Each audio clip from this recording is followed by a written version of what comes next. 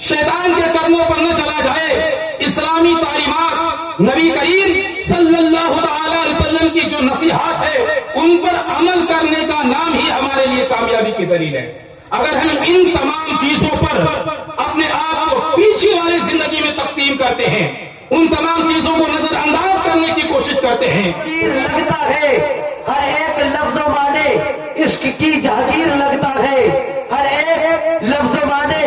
عشق کی جہانگیر لگتا ہے، اور خطابت سن کر آپ لوگوں کو بولنا ہوگا کہ خطابت سن کر آپ لوگوں کو بولنا ہوگا خطابت کا محل تو آپ کی جہانگیر لگتا ہے، خطابت کا محل تو آپ کی جہانگیر لگتا ہے۔ آئیے حضرت کا استقبال نعرہ تکبیر اور نعرہ رسالت سے کرے، جواب دے نعرہ تکبیر، نعرہ رسالت، وصل کے اعلیٰ حضرت حافظ وقاری عثمان غنی صاحب قبلہ، نعرہ تکبیر، نعرہ رسالت۔ پردانشین اسلام کی خواتین حضرات، السلام علیکم ورحمۃ اللہ تعالی وبرکاتہ۔ الحمدللہ رب العالمین، والصلاة والسلام علی سید المرسلین، اما بعد، فاعوذ باللہ من الشیطان الرجیم، بسم اللہ الرحمن الرحیم۔ یا ایہا الذین آمنوا ادخلوا فی السلم کافہ ولا تتبعوا خطوات الشیطان انہ لکم عدو مبین۔ صدق اللہ مولانا العظیم وصدق رسولہ النبی الامین المتین الکریم، ونحن على ذلك لمن الشاہدین والشاکرین والذاکرین والحمد للہ رب العالمین۔ شاعر کہتا ہے تمنا ہے میرے سینے کے اندر، تمنا ہے میرے سینے کے اندر، مجھے موت آئے مدینے کے اندر۔ فرشتے پڑھائے نماز جنازہ، فرشتے پڑھائے نماز جنازہ، جو مر جائے مومن مدینے کے اندر۔ اور جہاں خوشبوؤں کی بات ہوتی ہے تو شاعر کہتا ہے وہ خوشبو گلابوں میں پاؤ گے کیسے، وہ خوشبو گلابوں میں پاؤ گے کیسے، جو ہے مصطفیٰ کے پسینے کے اندر۔ نہ دولت نہ شہرت خزینے کے اندر، ملے گی تو جنت مدینے کے اندر۔ محترم حضرات، جیسا کہ آپ تمام حضرات کو معلوم ہے کہ آج اور اس وقت اصلاح معاشرہ کانفرنس کے نام ایک عظیم الشان اجلاس کا انعقاد کیا گیا ہے، اور الحمدللہ کثیر تعداد میں علماء کرام کی جماعت آپ کے پیش نظر ہے۔ میں تمامی حضرات سے گزارش کرتا ہوں جو حضرات چائے کی دکانوں پر، پان کی دکانوں پر اپنے قیمتی وقت کو برباد کرنے کی کوشش کر رہے ہیں، آپ براہ مہربانی اپنے ایمان و عقائد میں پختگی لانے کے لیے آپ جلد سے جلد اس جلسہ میں تشریف لانے کی زحمت گوارا کریں۔ اور جو حضرات کھڑے ہیں ان سے بھی میری گزارش ہے کہ آپ مجھ سے بھی پکا سننی رکھتے ہیں، اس لیے کہ ہم لوگ میلاد کے اخیر میں شروع ہوتے ہیں، کھڑے ہوتے ہیں، آپ پہلے سے ہی قیام فرما رہے ہیں، لہٰذا ابھی آپ بیٹھ جائیں۔ اللہ تبارک و تعالیٰ کا کرم ہوگا آپ لوگوں پر کہ اللہ تبارک و تعالیٰ آپ کی ہر مشکلات کو دور فرمائے گا۔ آئیے کچھ عرض و سماعت کرنے سے پہلے ہم آپ آقا کریم صلی اللہ تعالی علیہ وسلم کی بارگاہ میں درود شریف کا ہدیہ نچھاور کریں اور پڑھیں بآواز بلند، اللہم صلی علی سیدنا مولانا محمد بارک وسلم،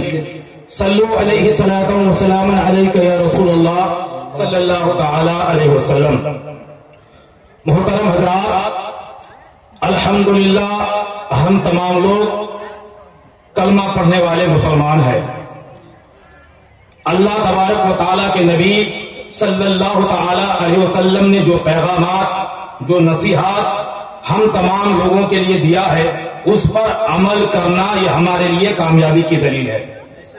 جلسہ کرنا، جلسے میں آنا، تقریر سماعت کرنا، نعت نبی سننا، اس وقت تک ہمارے لیے کامیاب نہیں ہوگا جب تک کہ ان تمام باتوں کو ہم اپنی عملی زندگی میں شامل نہ کر لیں۔ الحمدللہ ہم تقریر سماعت کرتے ہیں، علماء کرام کی خطاب ہوتا ہے، اور جہاں تک بات آتی ہے عملی میدان کے بارے میں تو ہم اس میں بہت ہی پیچھے نظر آتے ہیں۔ اللہ تبارک و تعالیٰ قرآن پاک میں ارشاد فرماتا ہے، یا ایھا الذین آمنوا ادخلوا فی السلم کافۃ ولا تتبعوا خطوات الشیطان انہ لکم عدو مبین۔ اے ایمان والو، اسلام میں پورے داخل ہو اور شیطان کے قدموں پر نہ چلو، بے شک وہ تمہارا کھلا دشمن ہے، بے شک وہ تمہارا کھلا دشمن ہے۔ آج آپ دیکھیں انسانی اعتبار سے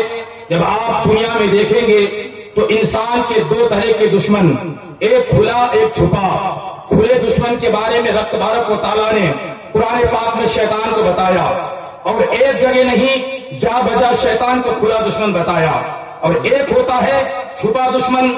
جو بہت ہی زیادہ خطرناک ہوتا ہے، اپنا بھی بنا رہتا ہے اور وار کر گزرتا ہے۔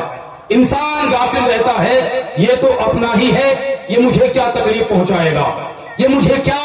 مصیبت میں مبتلا رکھے گا۔ انسان غفلت کی زندگی گزار رہا ہوتا ہے اور وہ دشمن اپنا وار کر گزرتا ہے۔ قرآن پاک میں بتایا گیا کہ شیطان تمہارا کھلا دشمن ہے،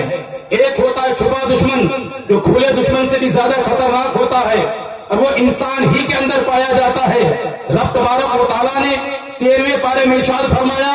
وما ابرئ نفسی ان النفس لامارۃ بالسوء، کہ اور میں اپنے نفس کو بے قصور نہیں بتاتا، بے شک نفس تو برائی کا بڑا حکم دینے والا ہے، بے شک نفس تو برائی کا بڑا حکم دینے والا ہے۔ جب انسان گناہوں میں مبتلا ہو جاتا ہے،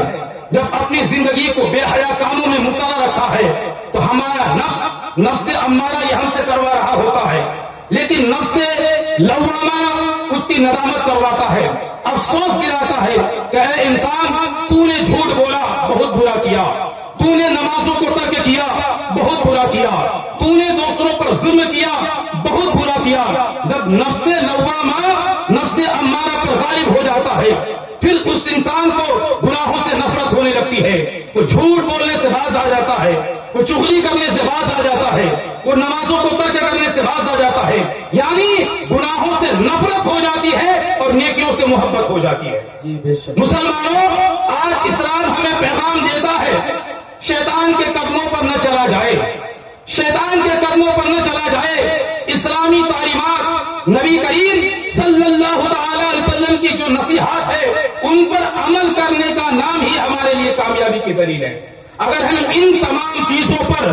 اپنے آپ کو پیچھے والی زندگی میں تقسیم کرتے ہیں، ان تمام چیزوں کو نظر انداز کرنے کی کوشش کرتے ہیں، تو کبھی ہم کامیابی کی دہلیز پر نہیں پہنچ سکتے، کبھی ہم کامیاب نہیں ہو سکتے۔ اس لیے خدا کا جو فرمان ہے، رسول اللہ کا جو فرمان ہے، آقا کریم صلی اللہ تعالی علیہ وسلم کی جو زندگی ہے، اس پر عمل کریے۔ آج ہمیں بتانا پڑ رہا ہے کہ ہم مسلمان ہیں، ہم نبی کا کلمہ پڑھنے والے ہیں، لیکن دنیاوی اعتبار سے دیکھیے، مسلمانوں نے اپنے آپ کو اس قدر برباد کر دیا، مسلمانوں نے اپنی زندگی کو اس قدر تباہ و برباد کر دیا۔ آج ہمارے کردار میں بےہودگی دیکھی جا رہی ہے، آج ہمارے اخلاق میں گراوٹ دیکھی جا رہی ہے، آج ہماری داڑھی اور ٹوپی کو دیکھ کر لوگ ٹیررسٹ سمجھ رہے ہیں، آج ہمیں آتنکواد سمجھا جا رہا ہے۔ مسلمانوں، آپ کو کسی کو بتانے کی ضرورت نہیں کہ ہم مسلمان، ہم نبی کا کلمہ پڑھنے والے، بلکہ ہماری طرز زندگی ایسی ہونی چاہیے کہ ہم کہیں سے آ رہے ہوں اور لوگ دور سے پہچان لے کہ محمد رسول اللہ کا دیوانہ آ رہا ہے، مصطفیٰ کا دیوانہ آ رہا ہے،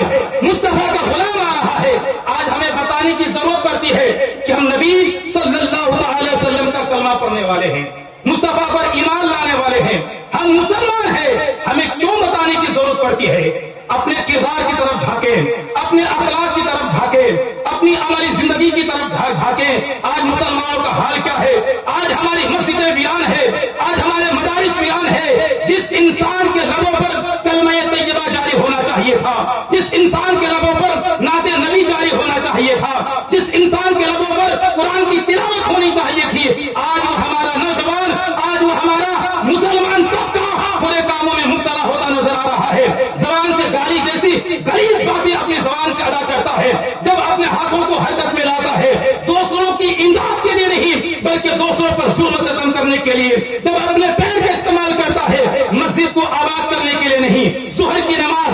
کی نماز مغرب کی نماز کے لیے نہیں، بلکہ شراب کے اڈوں کو آباد کرنے کے لیے، جوا کے اڈوں کو آباد کرنے کے لیے۔ مسلمانوں بتائیے، رب تبارک و تعالیٰ نے آپ کو زندگی کس لیے عطا فرمایا؟ رب تبارک و تعالیٰ قرآن پاک میں ارشاد فرماتا ہے وَمَا خَلَقْتُ الْجِنَّ وَالْإِنسَ إِلَّا لِيَعْبُدُونِ، کہ اور ہم نے جن اور انسان کو اپنی عبادت کے لیے پیدا کیا، اپنی بندگی کے لیے پیدا کیا۔ تو آج دیکھا جائے کہ انسان ہر کام کرتا ہے، ہر چیز اس سے ادا ہوتا ہے، لیکن رب تبارک و تعالیٰ نے جس کام کے لیے مسلمانوں کو پیدا فرمایا، جس کام کے لیے انسان کو پیدا فرمایا، آج وہی چیز ہم اپنی زندگی سے نظر انداز کر رہے ہیں، جس کا صلہ آج ہمیں یہ مل رہا ہے کہ آج ہمارے گھروں میں بے برکتی، آج ہمارے گھروں میں بے رونقی، آج مسلمان تباہ ہو رہا ہے، برباد ہو رہا ہے۔ اس لیے مصطفیٰ نے فرمایا جب جب اسلام سے بغاوت کرو گے تب تک تمہیں خون کے آنسو رونا پڑے گا، تب تک تمہیں خون کے آنسو رونا پڑے گا۔ کسی شاعر نے کہا کہ حسن کردار سے نور مجسم ہو جا کہ ابلیس بھی تجھے دیکھے تو مسلمان ہو جائے، ابلیس بھی تجھے دیکھے۔ تکبیر، نعرہ رسالت، علماء اہل سنت، جناب قاری عثمان غنی صاحب، واہ واہ، بہت عمدہ پیغام۔ اور حضرات، جس طرح آج بچوں کے تعلق سے، نوجوان کے تعلق سے آج علماء کرام کی جماعت ہم کو نصیحت کرتی ہوئی نظر آتی ہے، اور ان 100 باتوں میں 2 باتوں پر عمل کر لیا جائے تو ہم اپنی زندگی کو بہتر بنا سکتے ہیں، ہم اپنی زندگی کو لالہدار کر سکتے ہیں، ہماری زندگی میں انقلاب آ سکتا ہے، اور یہ ہوگا تب جب ہم اللہ اور اس کے رسول سے سچی محبت کریں گے، اس کے فرمان کے مطابق اپنی زندگی کو بسر کرنے کی کوشش کریں گے۔ آج جس طرح مدرسے میں پڑھانے والا استاد، اسکول میں پڑھانے والا ماسٹر، یا ماں باپ کے پاس جو ذہین بچہ ہو، جو عقل مند اولاد ہو، اگر اسی ماں باپ کو کوئی کام سپرد کرنا ہو تو اسی نیک اولاد کو بتاتا ہے، عقل مند اولاد کو بتاتا ہے، استاد اپنے شاگردوں کو بتاتا ہے، اسے پتا ہوتا ہے کہ اگر اس عقل مند اولاد کے کام یہ کام سپرد کر دیا جائے تو بخوبی اس کام کو انجام دے سکے گا۔ اگر اس سے کوئی خطا سرزد ہو جاتی ہے، کچھ ایسے کام کر جاتا ہے کہ معاشرے میں اسے ذلیل ہونا پڑتا ہے، رسوا ہونا پڑتا ہے، یعنی غلط شاگرد کی وجہ سے استاد کبھی ذلیل ہو جاتا ہے، نافرمان اولاد کی وجہ سے ماں باپ زمانے کی نظر میں کبھی رسوا ہو جاتا ہے، کبھی ذلیل ہو جاتا ہے۔ لیکن بتائیے مسلمانوں، جب قیامت کی زندگی میں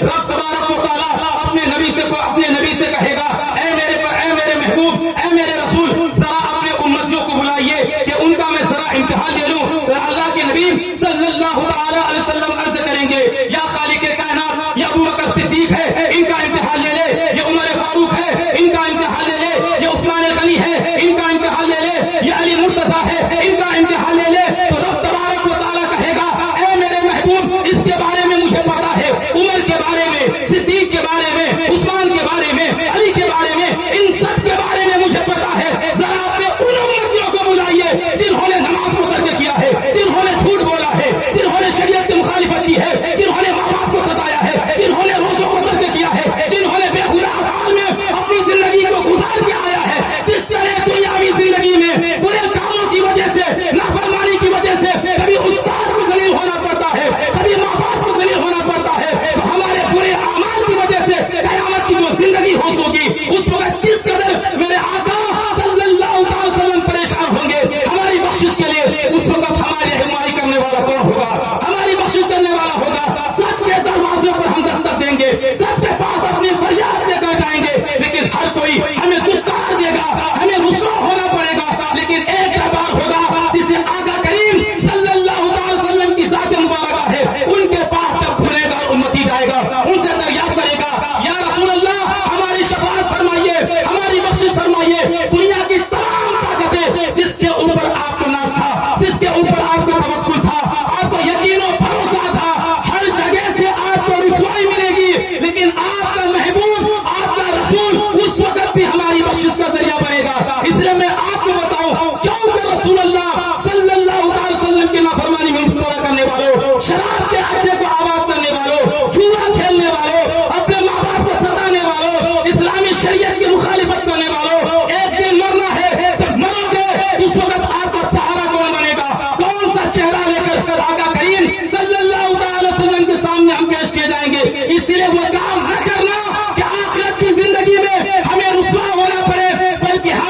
دلوں میں اس قدر عشق رسول کا چراغ روشن کرے کہ ہمارے نسبت رسول کے صدقے میں، ہمارے نسبت رسول میں جو چمک آنی چاہیے، جو مہک آنی چاہیے، اس کی مثال ہماری نسلیں دے، ہمارے کردار و اخلاق کی وجہ سے ہمارے آنے والے نسلوں میں سدھار پیدا ہو۔ جب تک یہ انداز، یہ غور و فکر، یہ سوچ و جذبہ ہمارے اندر شامل نہیں ہوگا، ہمارا معاشرہ پاک نہیں ہو سکتا، ہمارے سماج میں کبھی انقلاب کی صورت پیدا نہیں ہو سکتی۔ اس لیے مسلمانوں، آج بھی وقت ہے سابقہ گناہوں سے توبہ کر لیں، آج بھی وقت ہے اپنے گناہوں پر افسوس کرے، رب تبارک و تعالیٰ کی بارگاہ میں جائیں، جو رب تبارک و تعالیٰ اپنے بندوں سے ایک ماہ سے نہیں بلکہ 70 ماہ سے بھی زیادہ محبت کرنے والا ہے۔ جب اس کی بارگاہ میں جا کر ہم اپنے گناہوں کی معافی طلب کریں گے، اپنے گناہوں کی معافی چاہیں گے، تو رب تبارک و تعالیٰ ہمیں ضرور معاف فرمائے گا۔ آج ہمارے برے کاموں کی وجہ سے، اپنے کردار کی گراوٹ سے ہم نے جس قدر شریعت کی مخالفت کی ہے،